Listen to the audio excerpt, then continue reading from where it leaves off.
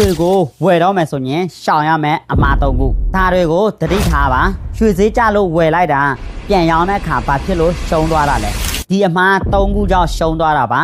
နံပါတ်1ပထမအချက်ကအထည်ဘိုးနဲ့လက်ခများတဲ့ရွှေတွေကိုရင်းနှီးမြုပ်နှံဖို့ဆိုပြီးတော့ဝယ်မိတာပါနံပါတ်2ဒုတိယအချက်ကကိုယ်တိုင်အရေးပေါ်သုံးမဲ့အရန်ငွေတွေကိုထောက်ပြီးတော့ရွှေတွေကိုအကုန်လုံးပုံအောလိုက်တာနံပါတ်3တတိယအချက်ကရွှေရဲ့အရေးအသွေးနဲ့အခါ15ပဲရေကွာခြားမှုကိုမသေးကြပဲဝယ်လိုက်မိတာဒီအမှား3ခုကိုရှောင်ကျင်ပြီးရွှေပေါ်မှာရင်းနှီးမြုပ်နှံခြင်းတဲ့သူတွေတော့အခောက်ရွှေတုံးဒို့မဟုတ်ကွဲအမှုမရှိနိုင်တဲ့ဒင်းကားပြားတွေကိုဝယ်ပြီးတော့စုထားပါဒါဆိုရင်ကိုကပြန်ရောင်းတဲ့အခါမှာဆုံးရှုံးမှုလုံးဝမရှိသလောက်ဖြစ်လာလိုက်မယ်နောက်ထပ်ရွှေအကြောင်းနဲ့ဗဟုသုတရစေမယ့်အချက်လက်တွေကိုသိချင်လို့ရှိရင်ကျွန်တော်ရဲ့အကောင့်လေးကို follower လေးလှုပ်ထားပေးပါဒီဗီဒီယိုလေးနဲ့ပတ်သက်ပြီးကိုသိချင်တဲ့အကြောင်းအရာလေးတွေရှိရင်ဗီဒီယိုလေးရဲ့ comment အောက်မှာမေးသွားလို့ရပါတယ်အားလုံးကိုကျေးဇူးအများကြီးတင်ပါတယ်